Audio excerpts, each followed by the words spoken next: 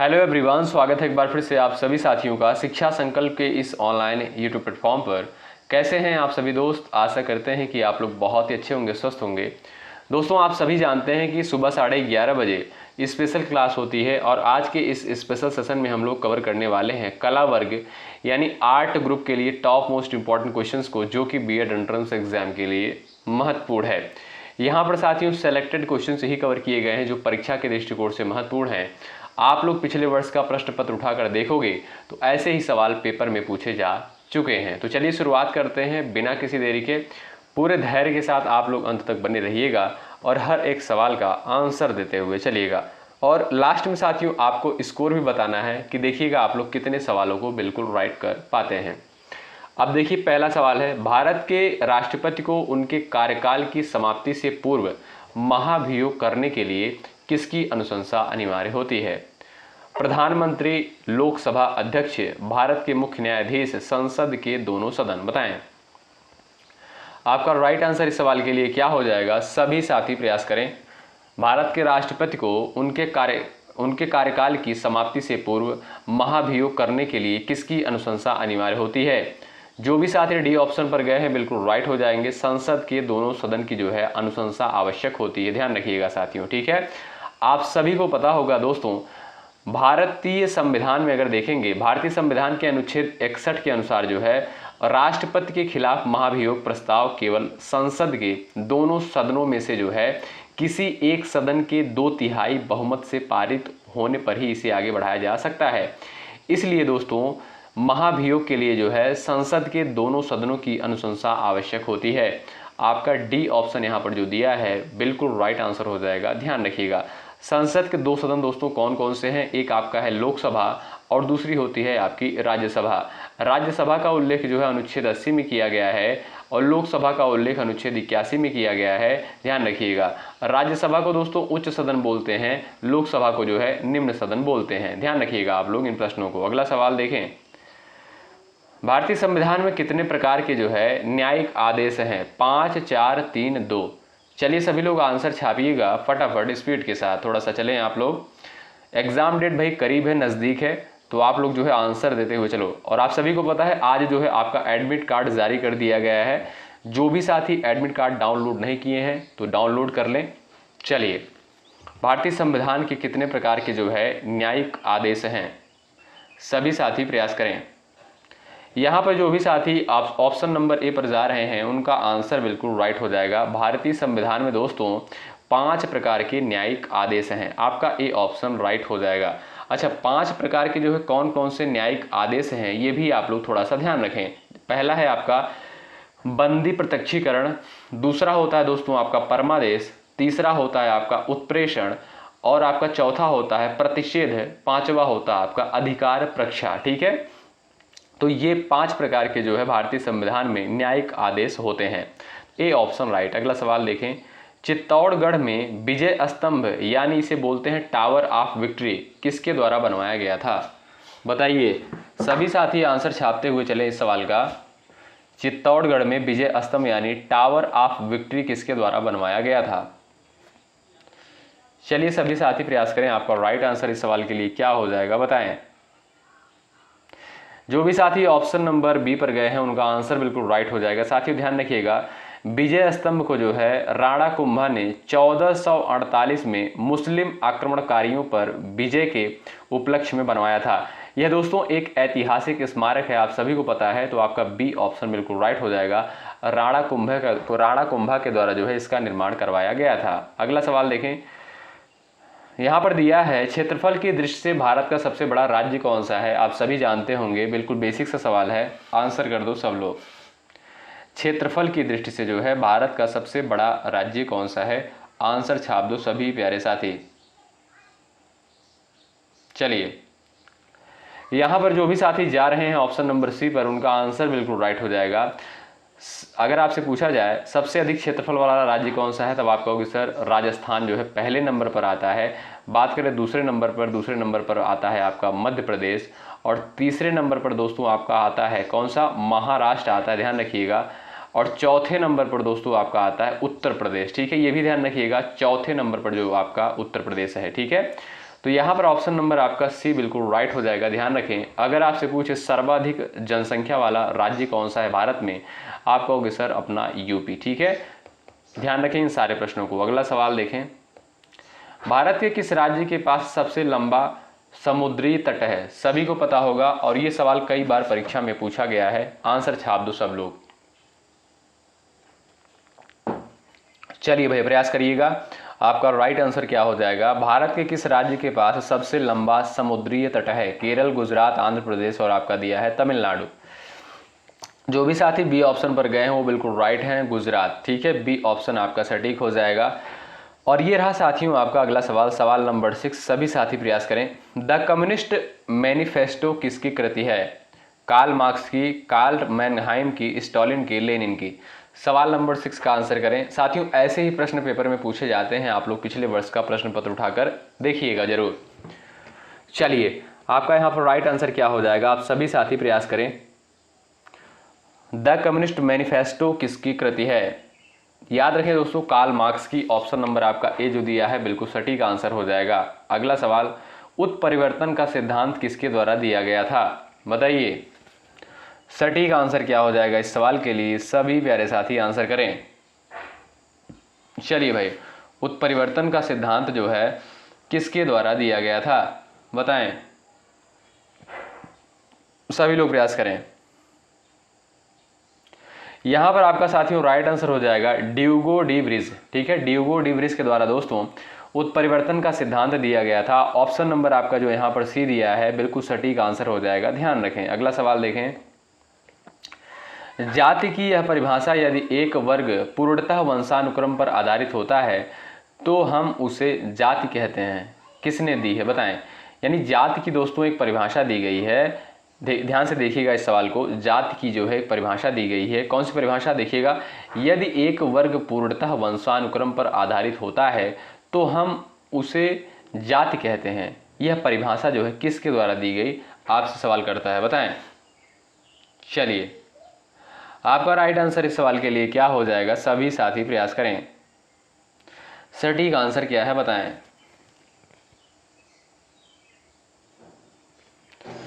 चलिए साथियों, जात की इस परिभाषा को जो है C.H. कूले के द्वारा दिया गया था। ऑप्शन नंबर डी जो है बिल्कुल राइट आंसर हो जाएगा। ध्यान रखें। अगला सवाल देखिएगा, सवाल नंबर 9 क्या कहता है? ध्यान से देखें आप लोग भाई। नातेदारी की यह परिभाषा, देखिएगा नातेदारी की भी परिभाषा दी गई है। अभी आपसे पूछेगा कि ये परिभाषा जो है किसके द्वारा दी गई है। आइए पहले देख लेते हैं परिभाषा क्या है नातेदारी की। नातेदारी सामाजिक उद्देश्यों हेतु स्वीकृत वंश संबंध है जो कि सामाजिक संबंधों के परंपरागत संबंधों का आधार है। यह परिभाषा जो है किसके द्वारा दी गई है? एक बार सवाल को आप लोग पढ़ सकते हो। चलिए बता सकते हो राइट आंसर आपका क्या हो जाएगा? चलिए भाई बताएं। साथियों यह परिभाषा जो है रेडक्लिफ ब्राउन के द्वारा दी गई। ऑप्शन नंबर आपका बी जो है बिल्कुल राइट हो जाएगा। नातेदारी की इस परिभाषा को किसने दिया? रेडक्लिफ ब्राउन ने। ऑप्शन नंबर बी आपका राइट। अगला सवाल देख लीजिएगा यहाँ पर, निम्नलिखित में से कौन सा आश्रम जो है इंद्रियों पर संयम रखने और बौद्धिक विकास को प्रोत्साहित करने की शिक्षा देता है? बताइए। ब्रह्मचर्य आश्रम, गृहस्थ आश्रम, वानप्रस्थ आश्रम, संन्यास आश्रम। सभी साथी प्रयास करें। आपका राइट आंसर इस सवाल के लिए क्या हो जाएगा? बताइएगा, बताएं। सटीक आंसर इस सवाल के लिए क्या बताएं? चलिए अब यहां पर जो भी साथी ये ऑप्शन पर गए वो बिल्कुल राइट हो जाएंगे। कौन सा आश्रम इंद्रियों पर संयम रखने और बौद्धिक विकास को प्रोत्साहित करने की शिक्षा देता है? तो वो है दोस्तों आपका ब्रह्मचर्य आश्रम। ये ऑप्शन आपका राइट। अगला सवाल, निम्नलिखित में से पुष्टि मार्ग के आचार्य कौन थे? बताइएगा। निम्नलिखित में से जो है पुष्टि मार्ग के आचार्य कौन थे? सभी साथी प्रयास करें। सटीक आंसर इस सवाल के लिए क्या हो जाएगा? बताएं। आपका राइट आंसर इस सवाल के लिए क्या है? बताइएगा। निम्नलिखित में से पुष्टि मार्ग के आचार्य कौन थे? बताइए। यहां पर आपका साथियों सी ऑप्शन राइट हो जाएगा, वल्लभाचार्य। ठीक है, सी ऑप्शन जो दिया है बिल्कुल राइट आंसर हो जाएगा, याद रखिएगा। अगला सवाल देखें, भारतीय दर्शन को जैन धर्म का मुख्य योगदान क्या था? बताइए। पुनर्जन्म का सिद्धांत, स्यादवाद का सिद्धांत, आत्मा के अमरत्व का सिद्धांत, ब्रह्म निर्गुणता का सिद्धांत। सभी लोग आंसर देने का प्रयास करें। चलिए,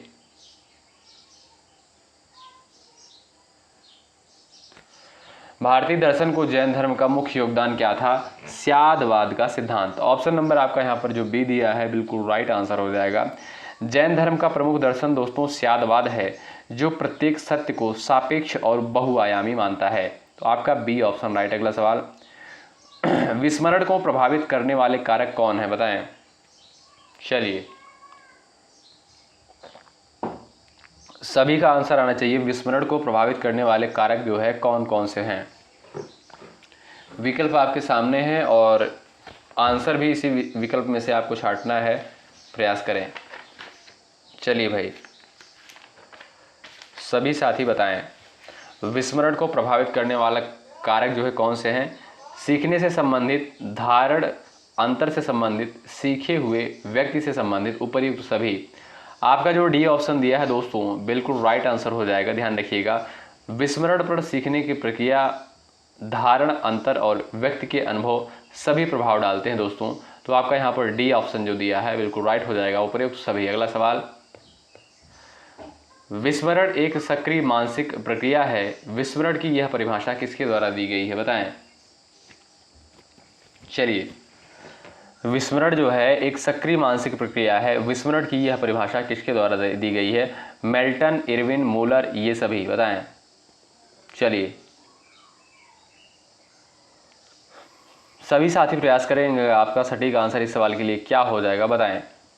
यहाँ पर जो भी साथी डी ऑप्शन पर गए हैं वो बिल्कुल राइट हो जाएंगे। विस्मरण एक सक्रिय मानसिक प्रक्रिया है।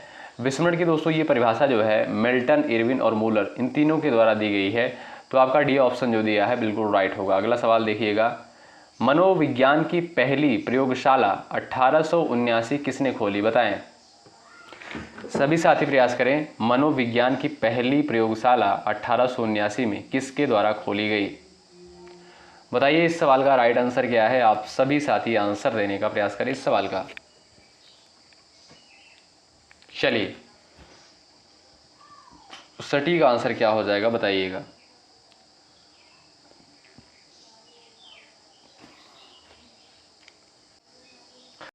चलिए भाई, मनोविज्ञान की पहली प्रयोगशाला 1879 में किसके द्वारा खोली गई? आप कहोगे सर विलियम वुंट के द्वारा। ए ऑप्शन आपका दोस्तों बिल्कुल राइट आंसर हो जाएगा। ध्यान रखिएगा, ए ऑप्शन आपका यहाँ पर बिल्कुल करेक्ट हो जाएगा।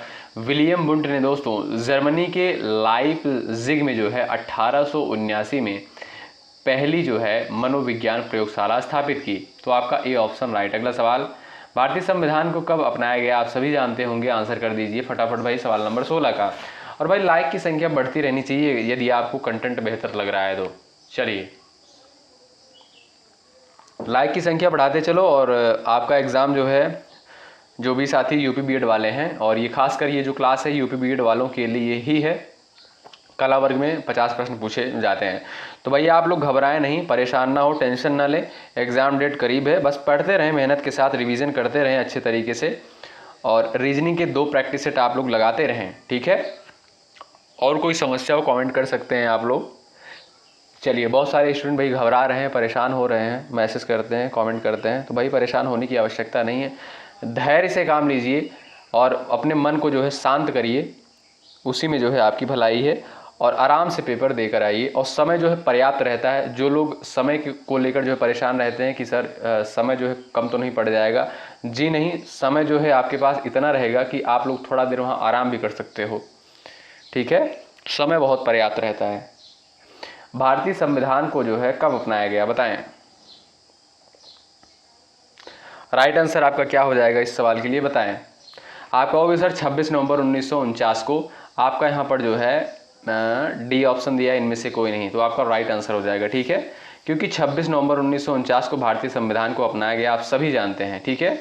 तो आपका डी ऑप्शन राइट हो जाएगा, इनमें से कोई नहीं। अगला सवाल, और 26 नवंबर को ही संविधान दिवस के रूप में मनाते हैं, आप सभी को पता होना चाहिए। उत्तर प्रदेश की प्रथम महिला मुख्यमंत्री कौन थी? बताइए, सभी लोग आंसर करें। उत्तर प्रदेश की प्रथम महिला मुख्यमंत्री कौन थी? सभी साथियों का आंसर आना चाहिए। चलिए भाई, आपका करेक्ट आंसर इस सवाल के लिए क्या हो जाएगा बताएं।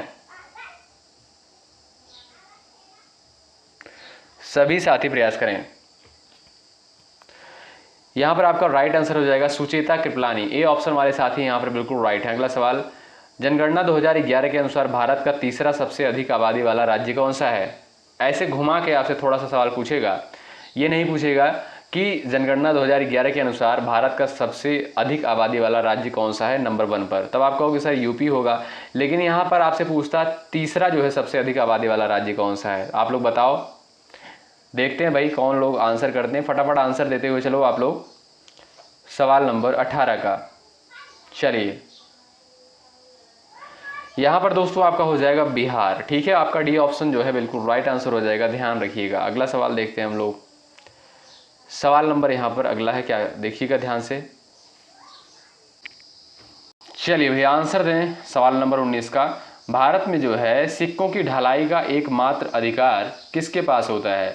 भारतीय स्टेट बैंक, भारतीय रिजर्व बैंक, भारत सरकार, भारत की सुरक्षा मुद्रण और मीटिंग निगम लिमिटेड के पास। बताएं। सवाल नंबर 19 का सभी साथी आंसर देने का प्रयास करें। यहाँ पर राइट आंसर आपका क्या हो जाएगा बताइएगा। चलिए भाई, सटीक आंसर आपका क्या हो जाएगा बताएं।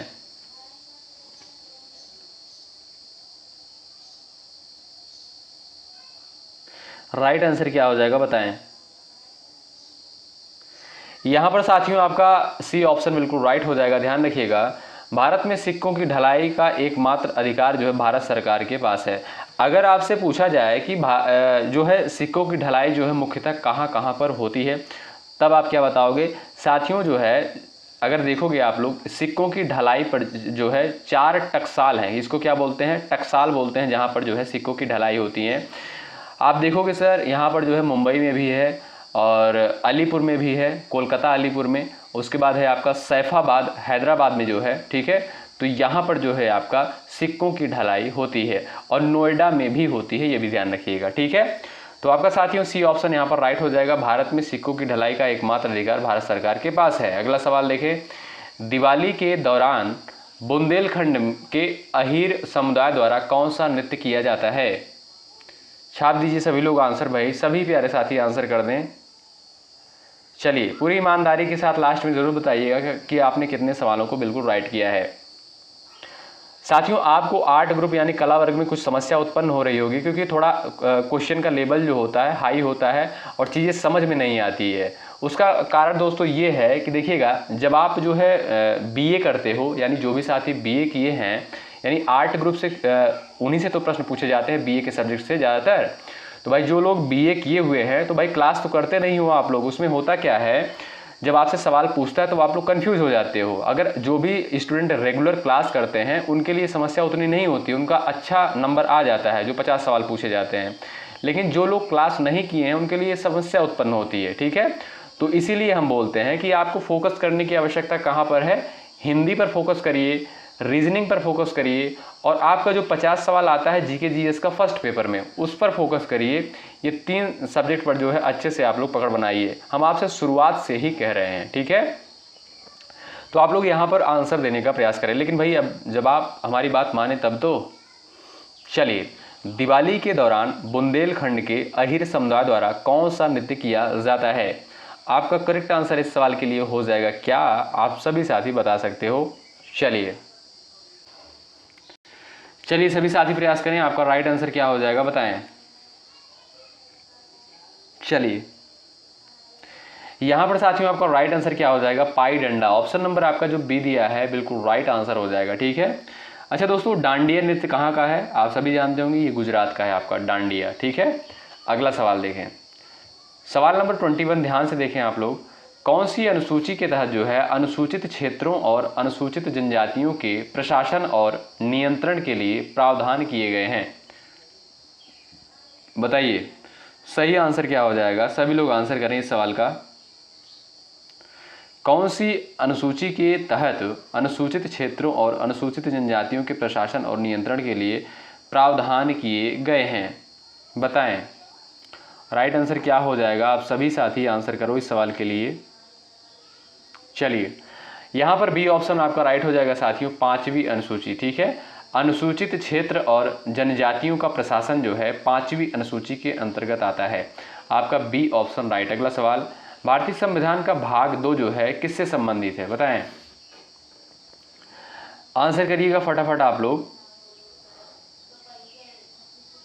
चलिए भाग 2 की दोस्तों बात करेंगे आप लोग। आप कहोगे सर ये तो बड़ा सिंपल है, भाग 2 जो है नागरिकता संबंधी प्रावधान है, अनुच्छेद 5 से 11 में जो इसका उल्लेख किया गया है। ठीक है, सवाल आपसे पूछता है दोस्तों कि नागरिकता का उल्लेख किस में है, आप कहोगे सर भाग 2 में अनुच्छेद 5 से 11 के तहत। ठीक है, और मौलिक अधिकार क्या है दोस्तों, यह जो है आपका भाग 3 के तहत आता है, अनुच्छेद 12 से 35 में।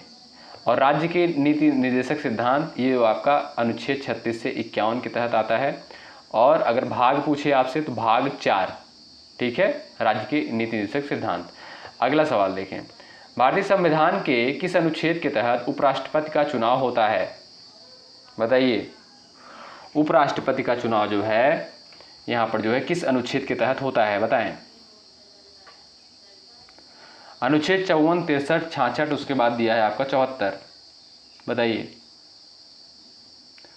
सभी साथी प्रयास करें। आपका राइट आंसर हो जाएगा दोस्तों ऑप्शन नंबर बी, अनुच्छेद 63। ठीक है, बी ऑप्शन बिल्कुल राइट आंसर हो जाएगा, ध्यान रखें। अगला सवाल देखिएगा, भारत के राष्ट्रपति द्वारा जो है चरित्र को बदले बिना समाज की मात्रा को कम करना, अनुच्छेद 72 को यहाँ पर जो है मोहलत कहा जाता है, दंड विराम कहा जाता है, क्षमादान, विनिमय क्या कहा जाता है, बताएं।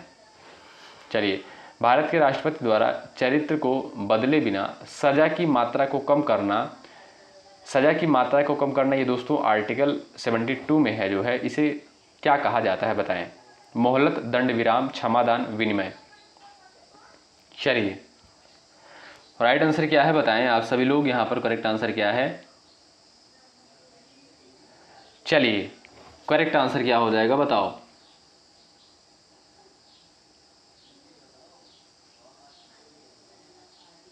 चलिए भाई प्रयास करिएगा। यहाँ पर जो भी साथी क्षमादान पर जा रहे हैं उनका आंसर गलत है, विनिमय होगा। ठीक है, डी ऑप्शन आपका राइट। अगला सवाल, नीलम संजीव रेड्डी भारत के जो है किस नंबर के राष्ट्रपति थे, बताएं। चलिए प्रयास करिए।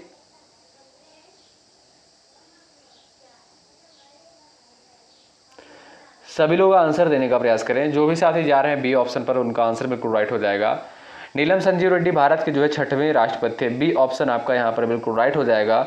और इनका कार्यकाल जो है 1977 से 82 तक रहा। ठीक है, तो आपका बी ऑप्शन बिल्कुल करेक्ट हो जाएगा। अगला सवाल, वह कौन सा सर्वोच्च पर्वत शिखर है जो पूरी तरह से भारत में स्थित है, बताइए। वह कौन सा सर्वोच्च पर्वत शिखर है जो पूरी तरह से भारत में स्थित है, बताएं। सही आंसर क्या है, सभी लोग आंसर करें। चलिए यहां पर आपका राइट आंसर क्या हो जाएगा बताइएगा, सभी साथी आंसर करें। चलिए भाई आंसर देने का प्रयास करें आप लोग। यहां पर राइट आंसर हो जाएगा दोस्तों आपका कंचनजंगा, ए ऑप्शन आपका बिल्कुल राइट। अगला सवाल देखें, कनिष्क प्रथम के शासनकाल के दौरान कौन सा प्रसिद्ध आयुर्वेद विद्वान रहा था, बताएं। सही आंसर क्या है बताएं, सभी लोग प्रयास करें। कनिष्क प्रथम के शासनकाल के दौरान कौन सा प्रसिद्ध आयुर्वेद विद्वान रहा था, बताइए। सही उत्तर जो है आप लोग बताइए, इस सवाल का क्या हो जाएगा, आंसर करें सभी साथी। यहां पर दोस्तों आपका जो है सी ऑप्शन बिल्कुल राइट हो जाएगा, चरक। ठीक है, सी ऑप्शन करेक्ट। अगला सवाल, तारीख ए फिरोज शाही के लेखक कौन है, बताइए। तारीख ए फिरोज शाही के जो है लेखक कौन है, सभी लोग प्रयास करें। चलिए भाई याद रखें साथियों, आपका ए ऑप्शन जो दिया है जियाउद्दीन बरनी, आपका ए ऑप्शन बिल्कुल राइट हो जाएगा, ध्यान रखें। अगला सवाल देखें, निम्न में से किसने जो है 1857 के सिपाही विद्रोह को विद्रोह नहीं कहा, बताइए। चलिए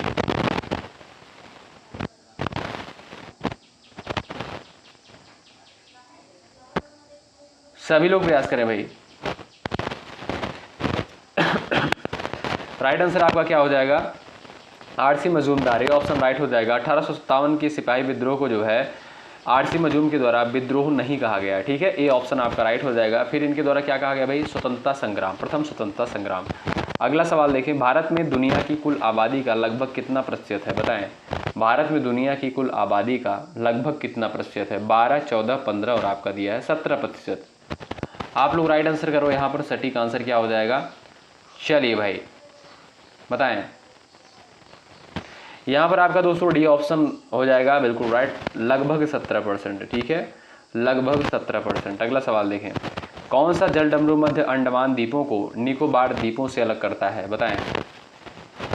चलिए, कौन सा जल डमरू मध्य अंडमान द्वीपों को निकोबार द्वीपों से अलग करता है? 6 degree channel, 8 degree, 9 degree, 10 degree. याद रखें 10 डिग्री चैनल जो है यहाँ पर जो है अंडमान द्वीपों को निकोबार द्वीप से अलग करता है। अगला सवाल देखें, मुस्लिम लीग के लाहौर सत्र में पाकिस्तान की मांग जो है कब की गई थी? बताएं। सभी लोग प्रयास करें, सही आंसर क्या हो जाएगा? चलिए,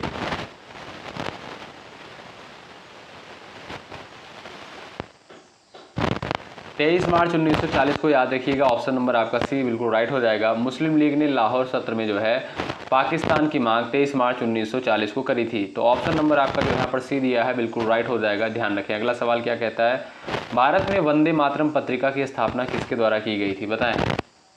चलिए, वंदे मातरम पत्रिका की स्थापना किसके द्वारा करी गई थी? आप सभी दोस्त यहाँ पर आंसर कर सकते हो, बताइएगा।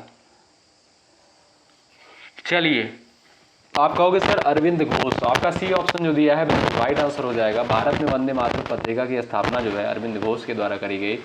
ऑप्शन नंबर आपका सी बिल्कुल राइट हो जाएगा। अगला सवाल देखिए, 1857 के विद्रोह के प्रसिद्ध नेताओं में से एक तात्या टोपे को अंग्रेजों ने जो है 1859 में झांसी में फांसी दी थी, शिवपुरी में फांसी दी थी, कानपुर, सागर? बताएं। चलिए, तात्या टोपे को जो है कहाँ पर फांसी दी गई थी? आप लोग बताइएगा, सही आंसर क्या है? यदि आपको पता हो आंसर कर सकते हो। चलिए, ध्यान रखिएगा, शिवपुरी में फांसी दी गई थी। दोस्तों शिवपुरी कहाँ पर है? ये दोस्तों आपका एमपी में है, यानी मध्य प्रदेश में। ठीक है, बी ऑप्शन आपका राइट। अगला सवाल देखें, सवाल नंबर यहाँ पर दोस्तों आपका 35 है। नासा के अनुसार सूर्य के बाद जो है पृथ्वी के निकटतम सितारा कौन सा है? बताएं।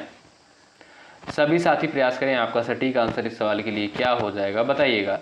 नासा के अनुसार सूर्य के बाद पृथ्वी के निकटतम सितारा कौन सा है? बताएं। चलिए, आपका राइट आंसर क्या हो जाएगा इस सवाल के लिए? आपका करेक्ट आंसर हो जाएगा प्रॉक्सिमा सेंटोरी। ऑप्शन नंबर आपका सी राइट हो जाएगा।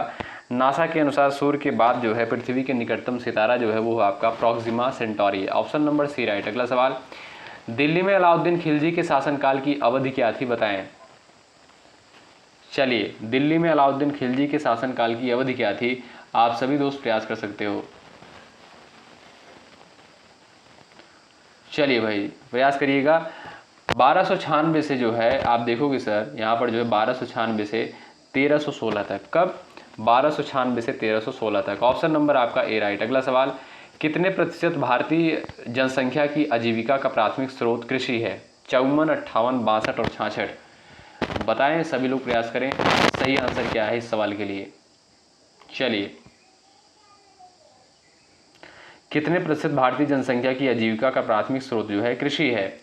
54%। ऑप्शन नंबर आपका ए जो दिया है बिल्कुल राइट आंसर हो जाएगा। ध्यान रखें 54%। ऑप्शन नंबर ए बिल्कुल करेक्ट है। अगला सवाल, भारतीय संसद में मंत्रिमंडल के विरुद्ध अविश्वास प्रस्ताव पारित करने के लिए जो है न्यूनतम कितने सांसदों की समर्थन की आवश्यकता होती है? बताइए। भारतीय संसद में मंत्रिमंडल के विरुद्ध अविश्वास प्रस्ताव पारित करने के लिए न्यूनतम कितने सांसदों के समर्थन की आवश्यकता होती है? चलिए, सभी साथी प्रयास करें, आपका राइट आंसर क्या हो जाएगा इस सवाल के लिए? आपका करेक्ट आंसर हो जाएगा दोस्तों ऑप्शन नंबर डी 50। ठीक है, डी ऑप्शन आपका राइट हो जाएगा। अगला सवाल, पाल साम्राज्य भारत के जो है किस हिस्से से संबंधित था? पश्चिमी, पूर्वी, दक्षिणी, उत्तरी? बताएं। पाल साम्राज्य जो है भारत के से संबंधित था। आप लोग आंसर कर सकते हो। चलिए, यहाँ पर जो भी साथी बी ऑप्शन पर गए हैं वो बिल्कुल राइट हो जाएंगे, पूर्वी। बी ऑप्शन आपका करेक्ट हो जाएगा। अगला सवाल, खिज्र खान निम्नलिखित में से किस राजवंश से संबंधित था? बताएं। गुलाम वंश, खिलजी वंश, सैयद वंश, शाह वंश? चलिए, खिज्र खान निम्नलिखित में से जो है किस राजवंश से संबंधित था? चलिए, साथियों याद रखिएगा, खिज्र खान ने जो है वर्ष 1414 ईस्वी में जो है सैयद वंश की स्थापना की। कब? 1414 में जो है सैयद वंश की स्थापना करी थी किसने? खिज्र खान ने। तो आपका यहाँ पर सी ऑप्शन बिल्कुल राइट आंसर हो जाएगा, ध्यान रखें। अगला सवाल, ग्रीनलैंड जो है कहाँ पर स्थित है बताइए। ग्रीनलैंड जो है ये आपका कहाँ पर स्थित है बताएं। आप सभी को साथियों पता है ग्रीनलैंड जो है दुनिया का सबसे बड़ा द्वीप है और ये कहाँ पर स्थित है यही आपको बताना है। आप कहोगे सर उत्तरी अटलांटिक में, ऑप्शन नंबर आपका डी जो दिया है बिल्कुल करेक्ट आंसर हो जाएगा। और ये रहा आपका 42 नंबर का क्वेश्चन। निम्नलिखित में से कौन सा जो है उच्चतम पर्वत शिखर गैर एशियाई है? चलिए बताएं सही आंसर क्या हो जाएगा इस सवाल के लिए, बताएं।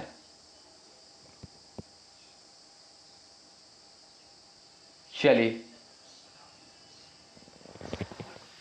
माउंट एकांकागुआ पर्वत, ऑप्शन नंबर आपका यहाँ पर डी जो दिया है बिल्कुल राइट आंसर हो जाएगा। ये दो जो है दोस्तों ये आपका उच्चतम पर्वत है जो कि आप कह सकते हो ये गैर एशियाई है। ऑप्शन नंबर डी आपका राइट। अगला सवाल, ग्लोबल फुटप्रिंट नेटवर्क की स्थापना किस वर्ष हुई थी बताएं। ग्लोबल फुटप्रिंट नेटवर्क की स्थापना जो है किस वर्ष हुई थी? चलिए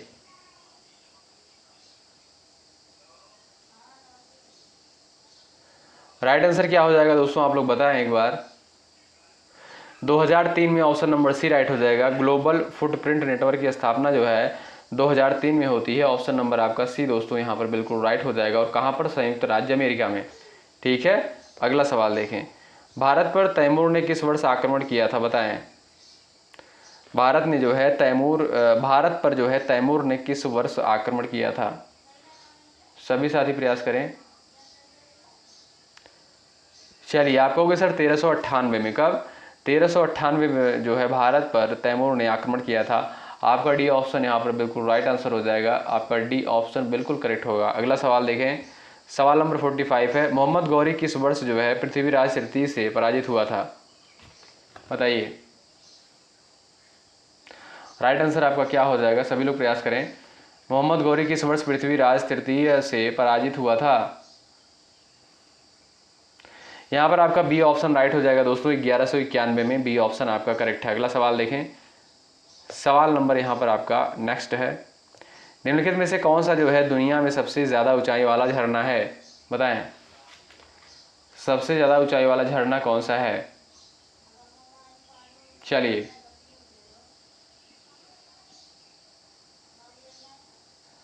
सभी साथी प्रयास करें।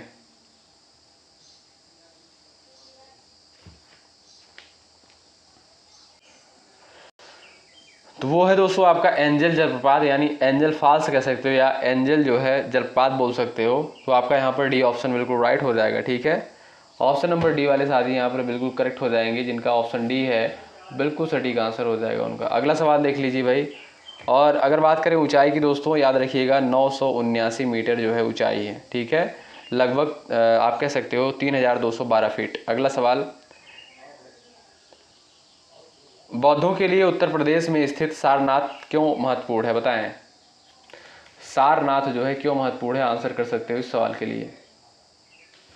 चलिए ऑप्शन ए देखिएगा यहाँ पर क्या है, भगवान बुद्ध ने सारनाथ में ज्ञान प्राप्त किया था। बिल्कुल गलत बात है। यहाँ पर जो है गौतम बुद्ध को ज्ञान की प्राप्ति नहीं हुई थी, बल्कि बोध गया में हुई थी। ठीक है, ऑप्शन सेकंड दिया, भगवान बुद्ध का जन्म सारनाथ में हुआ था। बिल्कुल गलत बात है, लुम्बिनी में जो है इनका जन्म हुआ था। ऑप्शन थर्ड दिया है यहाँ पर, भगवान बुद्ध का सारनाथ में महापरिनिर्वाण देहांत हुआ था। ये भी बिल्कुल गलत बात है भाई, कुशीनगर या कुशीनारा में जो है इनका महापरिनिर्वाण हुआ था, देहांत हुआ था। ऑप्शन नंबर डी दिया है, ज्ञान प्राप्त करने के बाद भगवान बुद्ध ने सारनाथ में अपना पहला उपदेश दिया था। बिल्कुल आपका सही और सटीक आंसर हो जाएगा ऑप्शन नंबर डी। ठीक है, अगला सवाल देख लो भाई। और सभी साथी एक बार भाई सेशन को लाइक कर दो। ठीक है, मेहनत किया जा रहा है यार, बड़ी मेहनत से ये पीडीएफ तैयार किया गया है। सभी लोग सेशन को लाइक कर दो और सब्सक्राइब कर लेना चैनल को सभी लोग। ठीक है, यदि आपको बीएड करना है तो यहाँ से आपको जानकारियाँ मिलती रहेंगी। इनमें से जो है कौन सा विकल्प सही ढंग से मेल नहीं खाता है बताएं। 1333 इब्न बतूता भारत पहुंचे, 1506 गुरु नानक का जन्म हुआ, 1290 मार्को पोलो ने भारत का दौरा किया, 1498 वास्को डी गामा कालीकट में आए बताएं। इनमें से कौन सा विकल्प सही ढंग से मेल नहीं खाता है? चलिए सही आंसर क्या हो जाएगा बताएं। चलिए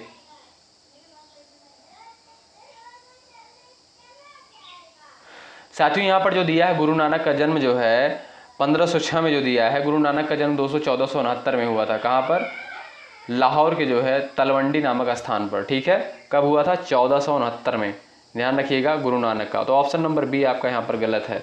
अगला सवाल देखें, इनमें से किस महाद्वीप में जो है सवाना घास के मैदान नहीं है? बताएं, किस महाद्वीप में जो है सवाना घास के मैदान नहीं है? चलिए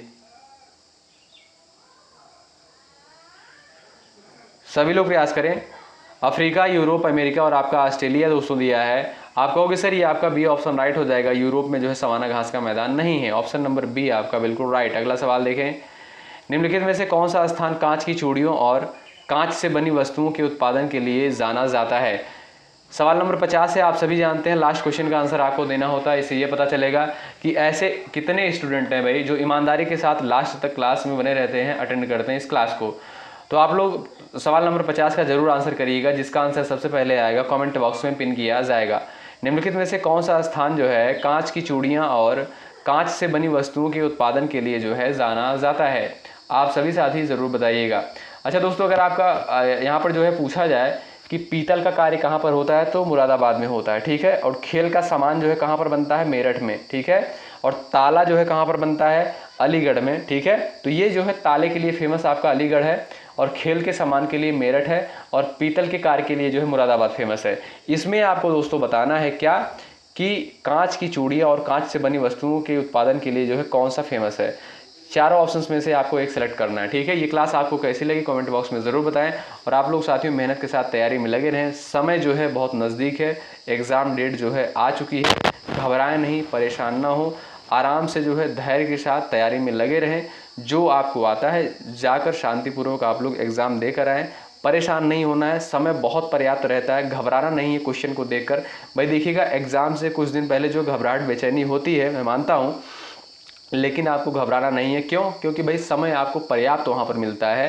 तो जो भी क्वेश्चन आपको ध्यान रखिएगा, जो भी साथी यूपी बीएड वाले हैं ध्यान रखिएगा, आप लोग आपको जो है जो प्रश्न आ रहा है सिर्फ वही प्रश्न आपको अटेम्प्ट करने हैं, बाकी के प्रश्न आपको अटेम्प्ट नहीं करने हैं, क्योंकि 1/3 जो है निगेटिव मार्किंग होती है, यानी काफ़ी अच्छी जो है निगेटिव मार्किंग इसमें मानी गई है। ठीक है, यूपी बीएड में अगर आप लोग गलत क्वेश्चन करोगे तो आप समझिएगा निगेटिव में चले जाओगे, बहुत कम नंबर आपका आएगा। आपको इसलिए जो प्रश्न आ रहा हो सिर्फ वही प्रश्न करें।